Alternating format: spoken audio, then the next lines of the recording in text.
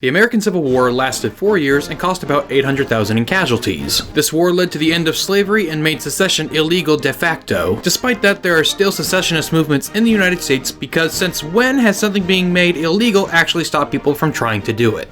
All the way up north in Alaska, there is the Alaska Independence Party. It was founded in the 1970s by Joe Vogler, who questioned the legality of Alaska's vote for statehood in 1958. The party would become officially recognized by the state government in 1984, and would elect its first and so far only governor in 1990, former Secretary of the Interior under Richard Nixon, Wally Hickel. In 1993, its founder Joe Vogler went missing and was found dead in a gravel pit a year later, and this event is filled with conspiracy theories. A man by the name of Manfred West initially confessed to the murder, but later tried to recant. The head of the Alaska Independence Party, Lynette Clark, claims that this was more than a dispute between Vogler and West. In 1993, Vogler was scheduled to give a speech to the United Nations on Alaskan independence, which was sponsored by Iran. This leads to conspiracies that the US government was involved in Vogler's death. In 2006, the Alaska Independence Party obtained the necessary number of signatures required to get a measure for the state ballot. The Alaska Independence Party was once an affiliate of the Constitution Party, but no longer is. Todd Palin, husband of former Alaska Governor and vice presidential candidate Sarah Palin, was a member of the party from 1995 to 2002. And since 2006, the party has not made any further attempts at gaining independence for their state. Next, we move down the west coast to the states of Oregon and Washington. In this region of the country, there is an independence movement to form a country called Cascadia. However, this movement is not just limited to the US Pacific Northwest. The Canadian province of British Columbia is also involved.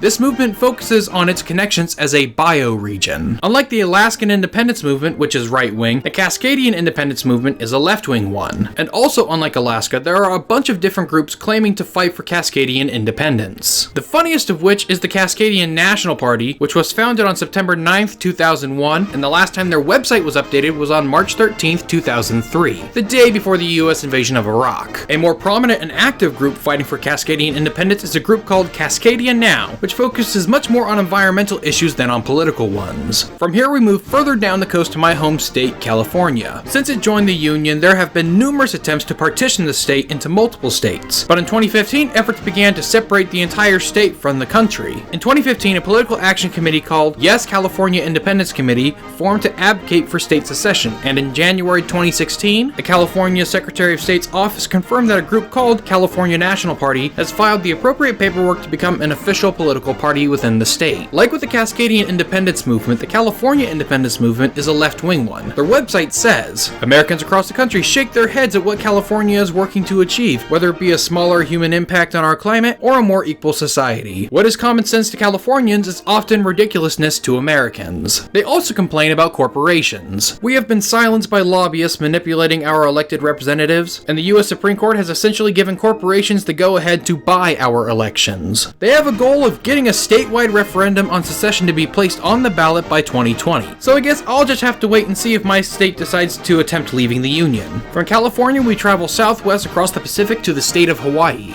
Unlike the Pacific Northwest and Alaska, which have never been independent, and California, who was only independent for 3 weeks, Hawaii existed as a unified independent kingdom for nearly 200 years before it was annexed by the United States. Since 1898, there has been a continuous movement by many groups advocating for Hawaiian independence. There are Aboriginal groups who are seeking tribal sovereignty over parts of the island, similar to the relationship between the US federal government and Native American tribes. There are also at least 3 groups claiming to be the legitimate government of the Kingdom of Hawaii, with 2 of them having self-proclaimed monarchs. There is the Kingdom of Hawaii, with its current royal claimant Edmund Kali Silva Jr., who has been ruling since at least 2003, and claims descent from 2 previous kings of Hawaii. In 2015, he and some of his associates attended a conference for separatist movements in Moscow, hosted by Vladimir Putin. Despite this recognition by a member of the UN Security Council, this group does not even own the domain name for their country. You can learn more about their kingdom on their WordPress blog site. Another group is called the Hawaiian Kingdom Organization. It was founded by 2 Hawaiian scholars, David Keanu Sai and Kamana Beamer, with Sai calling himself the chairman of the Acting Council of Regency. This group's focus is on finding the legal shortcomings of the process the US used to annex Hawaii. This group was represented at the Permanent Court of Arbitration in December of 2000. However, the court refused to give any kind of ruling because the United States did not have an official presence. The newest group claiming legitimacy is the Hawaiian Kingdom government, who has been protesting outside the Ulani Palace since 2008. A woman woman, whose name I'm going to butcher, Mahialani Kahau, has claimed the title of queen, with the very white-sounding name, Jessica Wright, taking the title of princess. The two of them meet every day to conduct business for the Hawaiian Kingdom government on the grounds of the palace. In order to do so, they were required to apply for a public assembly permit. From Hawaii, we'll go back to the mainland and along the southern border to the great state of Texas. The 1990s saw the return of secession as a topic of politics in Texas. A man by the name of Richard Lance McLaren founded an organization called the Republic of Texas. This is one of several groups claiming to be the legitimate government of the Republic of Texas. This group claims that the annexation of Texas by the United States was illegal, and it is also well known for being anti-globalization.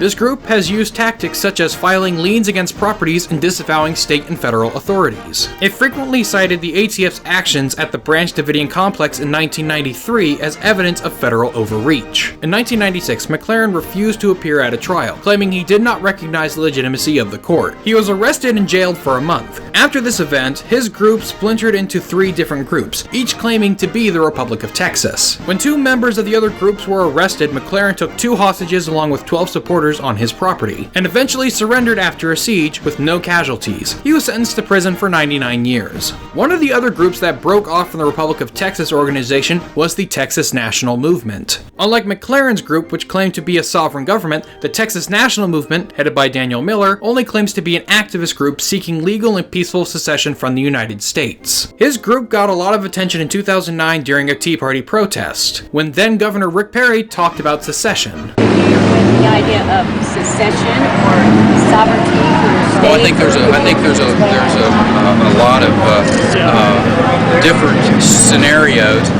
Texas is a unique place. When we came in the Union in 1845, one of the issues was that we would be able to leave if we decided to do that. As I mentioned in a previous video, after the 2012 election, a number of secession petitions went to the White House's We the People website, the largest of which was from Texas, which then got the Texas National Movement even more national attention. There are even more secessionist movements east of the Mississippi, so if you want to know more about them, then click the subscribe button to be informed when part 2 of this video series comes out. Or if you're watching this video after that video has already been published, then click this annotation or check the cards or the description for that video. Thanks for watching.